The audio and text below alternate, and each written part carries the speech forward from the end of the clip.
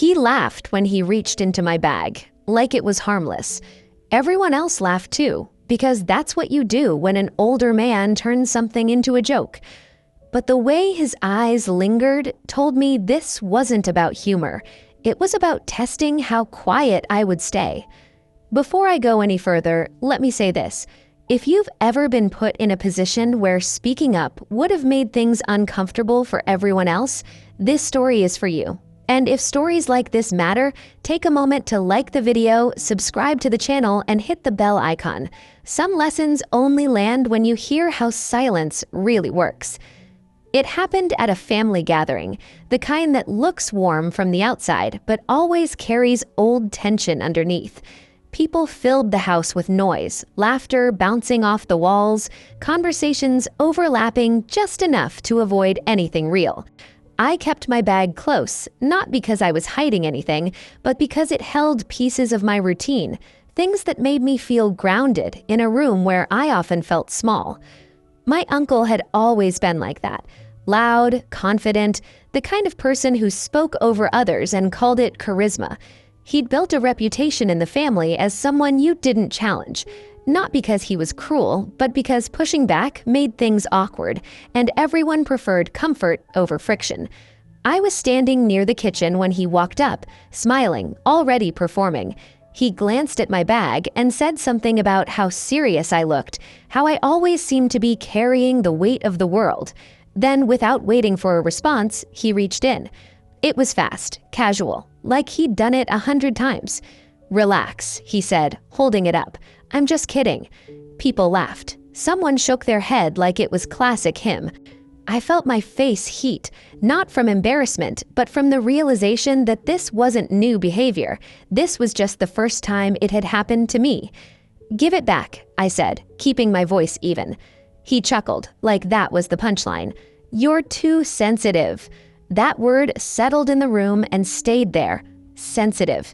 It's a useful label. It shifts responsibility without anyone noticing. He eventually put it back, still smiling, still in control.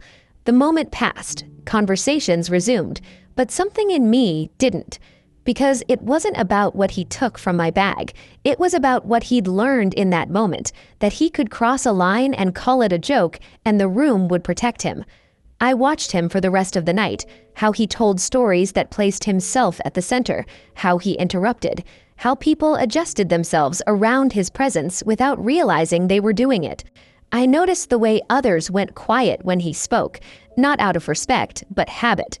That's when I understood the real secret I'd been carrying without knowing it. I'd been seeing him clearly for years.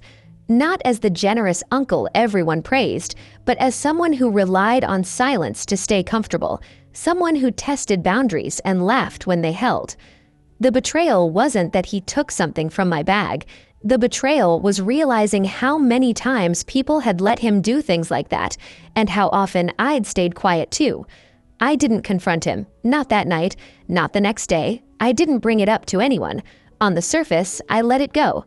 That's what people expect. That's what keeps the peace. But silence doesn't mean forgetting. Sometimes it means paying attention. Over the next few weeks, I started noticing patterns I'd ignored before. The way he made jokes at other people's expense, always framed as just playing around. The way he brushed off concerns with charm. The way he assumed access to spaces, conversations, decisions that didn't belong to him. And I noticed something else. When people stopped laughing, even briefly, he became uneasy. That mattered. There was a family project being discussed around that time. Nothing dramatic, just something that required trust and coordination. My uncle positioned himself as the obvious leader. He always did. People nodded along, relieved someone was handling it. I didn't say anything. I watched. I listened. And slowly, I started asking questions. Not accusations, just questions, the kind that require answers. At first, he laughed them off, made jokes, changed the subject.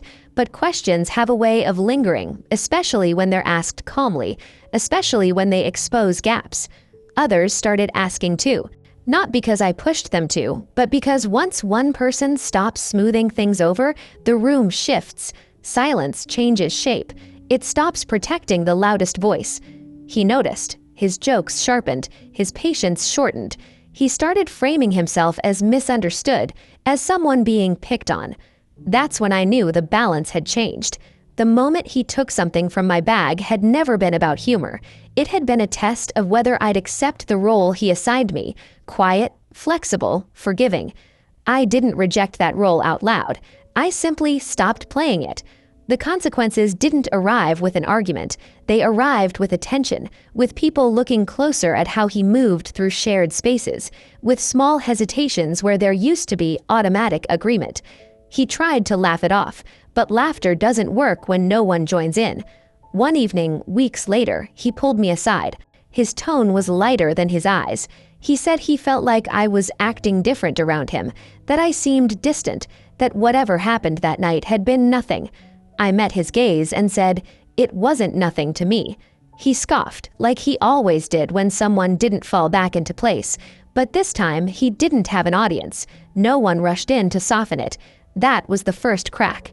He walked away irritated, and I realized something important as I watched him rejoin the group. The joke had stopped being funny. And once that happens, people start remembering other moments they laughed through. I didn't need to embarrass him. I didn't need to expose him. I just needed to let the room notice what it had been excusing. Because the truth about people like him is simple. They don't fear confrontation. They fear attention that doesn't flatter them. And now that attention was shifting, slowly but unmistakably, toward everything he hoped would stay unexamined. And that was only the beginning. Once that exists in a room, it doesn't go away easily. And as weeks passed, it became clear that my uncle was starting to realize something too. He could no longer laugh his way out of moments that asked him to explain himself. And that realization, that his usual defenses weren't working, began to weigh on him in ways no confrontation ever could. And the pressure was only beginning to build. At first, it showed up in small ways. He arrived later than usual to gatherings, like he was testing whether his absence would be noticed. When it was, he seemed relieved. When it wasn't, something dark flickered behind his smile. Attention had always been his anchor. Without it, he didn't quite know where to stand. He started talking about respect more, about how younger people don't understand how things used to work. He framed it as wisdom, but it sounded like fear. Fear that the rules he'd relied on, unspoken, unquestioned, were no longer holding. I stayed where I was, present but not engaged, polite but not pliable. That balance unsettled him more than open resistance ever could have. There was a dinner one evening where the tension finally became visible to everyone. Nothing dramatic happened. No raised voices, no accusations, just a conversation that didn't bend the way it used to. Someone brought up a decision he'd made years ago, something the family had gone along with without discussion at the time. They asked, genuinely, why it had been handled that way. It wasn't a challenge, it was curiosity. He laughed at first, a reflex. Then he realized no one else was laughing.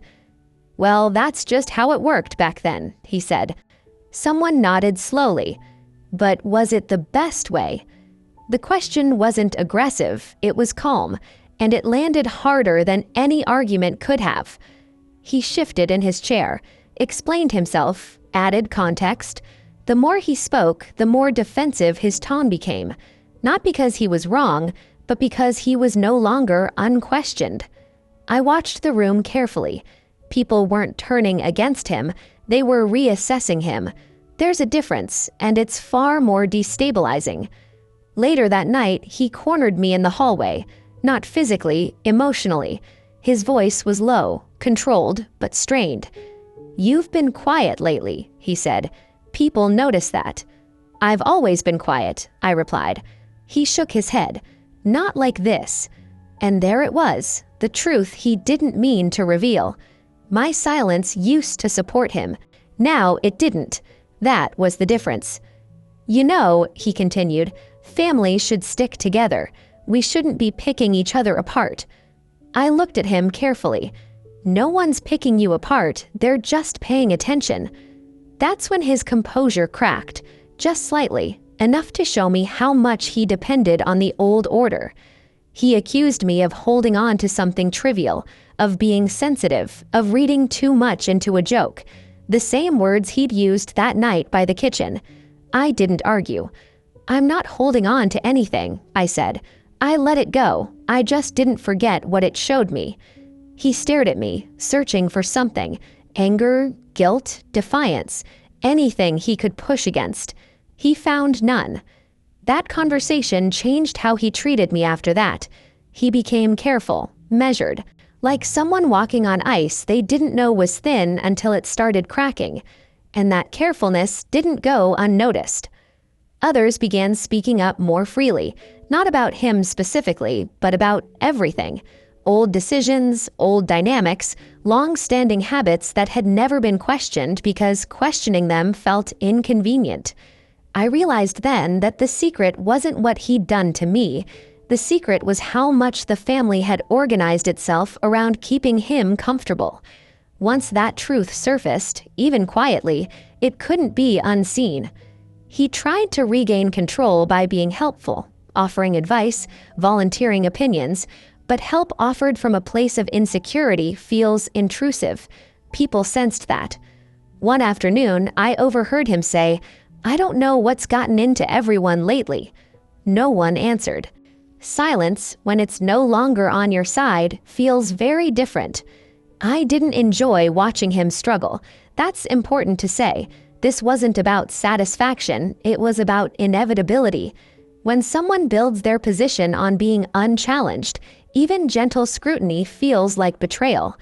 And yet, the real betrayal had happened long before. It happened every time someone laughed along instead of asking a question. Every time silence was used to protect power instead of truth, including my own silence. That's what made this complicated. I wasn't innocent. I'd benefited from the quiet too, by avoiding discomfort, by keeping the peace, by telling myself it wasn't my place. Letting go of that was uncomfortable, but it was also freeing. The family project reached a point where decisions had to be finalized, roles assigned, accountability clarified. In the past, he'd have taken charge without discussion. This time, there was a pause. Someone suggested rotating responsibilities. Someone else proposed transparency, clear expectations, shared updates. No one looked to him for approval. He objected, politely at first, then more firmly. "I've handled things like this before. I know what I'm doing." Someone responded, "That's true, but we all want to be involved this time." That sentence carried weight, not rejection, redefinition. He went quiet after that, not reflective quiet, withdrawn quiet, the kind that signals loss of footing. In the weeks that followed, he pulled back, missed a gathering, declined a call, said he was busy. People respected that, but they didn't chase him the way they used to. The absence of pursuit told him more than any argument could have. He eventually returned, trying a different approach, softer, less dominant, but the shift felt forced, like an actor reading from the wrong script. Trust, once shaken, doesn't reset on command. I realized then that whatever outcome came next wasn't up to me anymore. The process had outgrown its origin. It wasn't about my bag, or the joke, or even him. It was about the system that had allowed him to operate unchecked, and how easily that system changed once people stopped cushioning it. Revenge, if that's what this was, didn't look like punishment. It looked like adjustment. People adjusting how much space they gave him, how much weight they assigned his words, how quickly they smoothed over his behavior. And the more that adjustment happened, the less he recognized the environment he'd once dominated. One evening, as people were leaving another gathering, I caught his eye across the room. For a moment, there was something like recognition there. Not apology, not anger, understanding. He knew he couldn't laugh this off anymore, and that knowledge sat with him heavily, because laughter had always been his shield. Now, without it, he was exposed to the same scrutiny everyone else lived with. The irony wasn't lost on me. He'd called it a joke, But jokes don't change rooms like this. Truth does. And as that truth settled in, quiet, persistent, unavoidable, it became clear that whatever came next would no longer be about control. It would be about consequence. Not loud, not dramatic, just real. And once consequences take shape, they don't need anyone's permission to continue. That was the phase he struggled with the most. Not the questions, not the reduced attention, but the loss of control over timing. He couldn't decide when things would smooth over anymore. He couldn't rush the moment where everyone went back to pretending, because no one was pretending now. He tried once, indirectly, to force a reset. He organized a gathering himself. Nothing formal, just a casual dinner framed as reconnecting. People showed up. They were polite, warm even. But something fundamental was missing: deference. He noticed it almost immediately.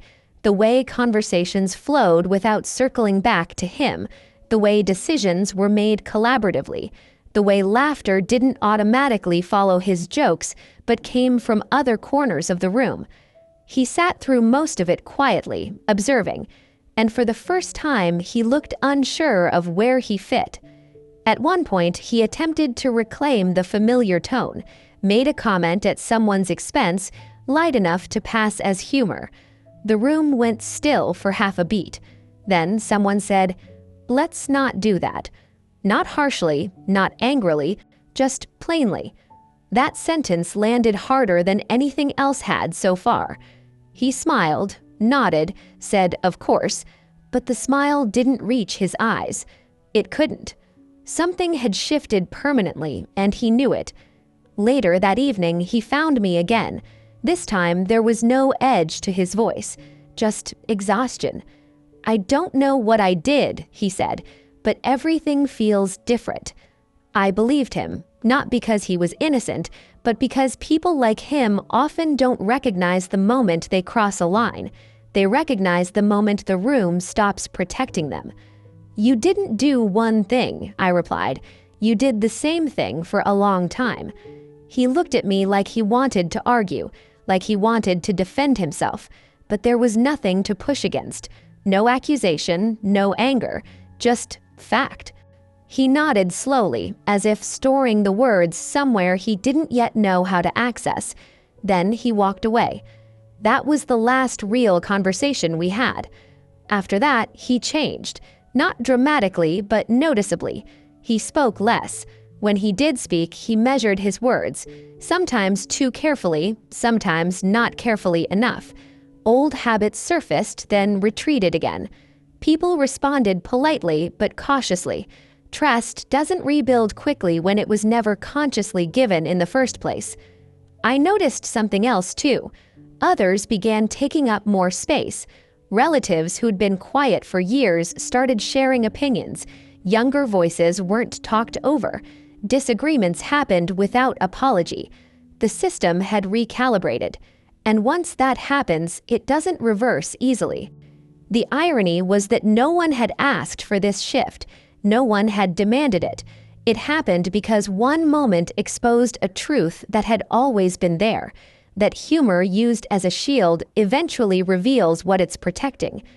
I thought back to that night in the kitchen, the laughter, the ease with which he'd crossed a boundary and watched the room absorb it. At the time, it felt small, insignificant. It wasn't. It was a signal. And once I stopped ignoring it, others did too. The betrayal I'd felt transformed into something else entirely. Not resentment, not anger. Responsibility. Responsibility to not keep smoothing over behavior just because it made things easier in the moment. That responsibility wasn't loud. It didn't require speeches or confrontations. It required consistency. I stayed consistent. I didn't avoid him. I didn't provoke him. I didn't explain him to others. I treated him the same way I treated everyone else, without special protection. That turned out to be the most radical thing I could have done. Over time, his presence in family dynamics became smaller, not because he was excluded, but because he no longer dominated. He was one voice among many, sometimes helpful, sometimes frustrating, always accountable. And that accountability weighed on him. One relative said to me quietly one day, "I didn't realize how much we were all tiptoeing." Neither had I, not fully. It's hard to see a pattern when you've grown up inside it. The year moved on. Holidays came and went. Gatherings felt lighter. Not perfect, but more balanced. When jokes were made, they landed cleanly, or they didn't. No one rushed to rescue them. I noticed how calm I felt in those rooms now, how little I scanned for reactions, how rarely I rehearsed what I might say. That calm wasn't confidence, it was freedom. I'd learned something fundamental, that silence isn't always passive. Sometimes it's deliberate. Sometimes it's the refusal to keep carrying what isn't yours. The revenge, if you insist on calling it that, wasn't something I executed. It was something I allowed. I allowed people to see what they'd been laughing through. I allowed space for questions to replace jokes. I allowed discomfort to exist without rushing to erase it. And in doing so, I let truth do what it always does when it's no longer muffled. It reorganizes the room. My uncle never apologized, not directly. I don't think he knew how, but his behavior shifted enough that it didn't matter. Apologies are about acknowledgement. Change is about understanding. He learned that laughter isn't loyalty, that silence isn't consent, that calling something a joke doesn't absolve it from consequence. And I learned something too, that being underestimated can be temporary, but clarity lasts. That betrayal doesn't always announce itself, but it always leaves a pattern, and that revenge doesn't need to humiliate to be effective. Sometimes it simply lets people face themselves without an audience to deflect to. The last time I saw him laugh the way he used to, it sounded hollow, uncertain, like he was testing whether it still worked. It didn't, and that was enough. I walked away from that gathering feeling steady, not vindicated, not triumphant, just clear. He took something from my bag and called it a joke. What he lost later was far more important, the room's silence. Because once silence stops protecting someone, it doesn't attack them, it exposes them, quietly, completely. Once attention shifts, it doesn't rush, it lingers, it circles, it notices details that were always there but never named. That's what started happening after that night. No announcements, no confrontations, just a subtle change in how people responded to him. He still talked the same way, still told stories that centered himself, still laughed first, expecting everyone else to follow. But the laughter came later now, softer, sometimes not at all. I noticed it before anyone else did, maybe because I was listening differently. I'd stopped filtering his behavior through the version of him I was supposed to respect. I was seeing him as he actually was, someone who relied on momentum more than trust. At the next family gathering, he arrived louder than usual, overcompensating. He made a joke about being under scrutiny, said it with a grin like he was in on something the rest of us weren't. A few people smiled politely. No one encouraged it. I stayed quiet. That silence mattered more than anything I could have said. When someone who usually absorbs the discomfort stops doing it, the discomfort has nowhere to go. He tried engaging me directly, asked how I was doing, commented on how serious I'd become.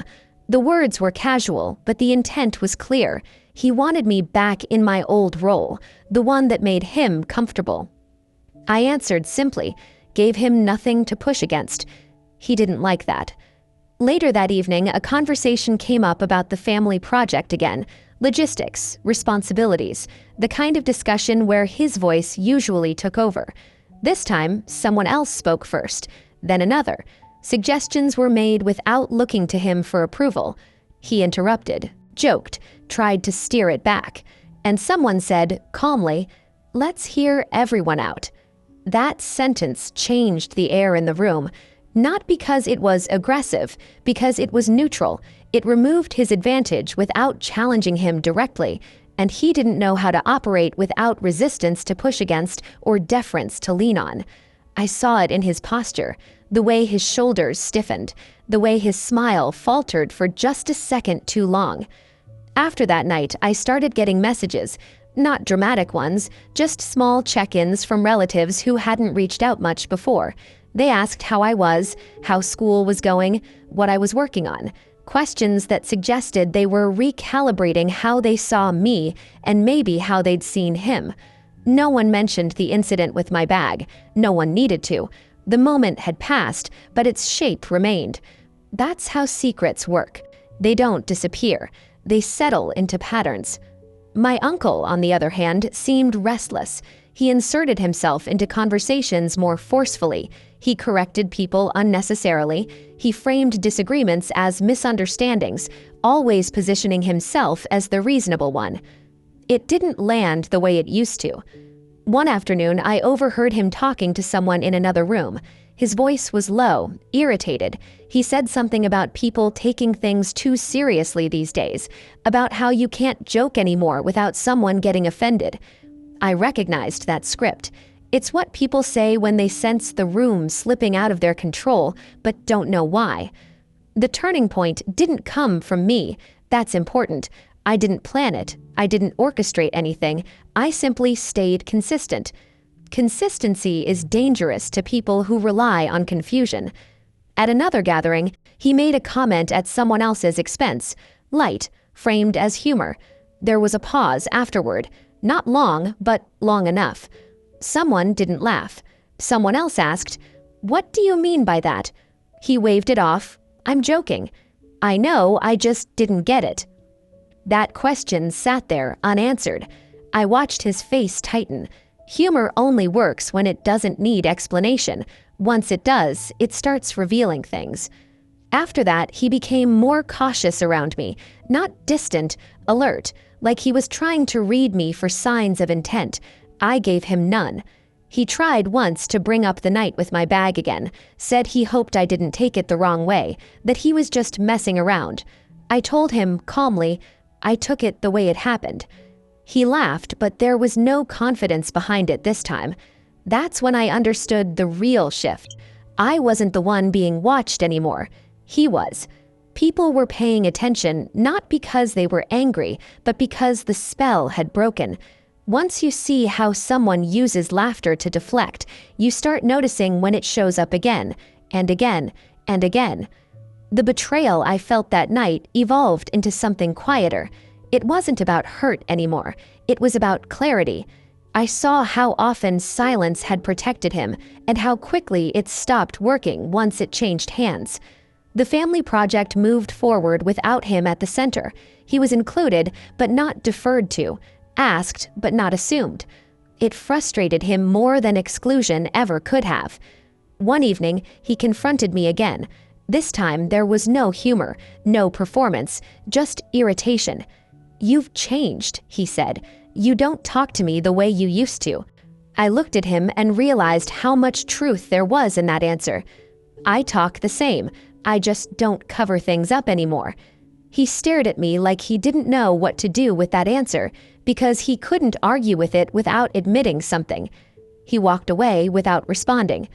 After that, he stopped trying to engage me directly. Instead, he leaned harder into others, tried to regain footing.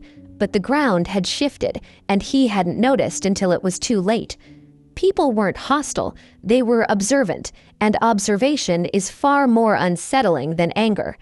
I didn't feel powerful, I felt steady. There's a difference. Revenge, if you can call it that, didn't come from doing something to him. It came from no longer protecting the version of him that needed silence to survive. The joke he'd made that night stopped echoing, and in its place, something else took hold. Awareness.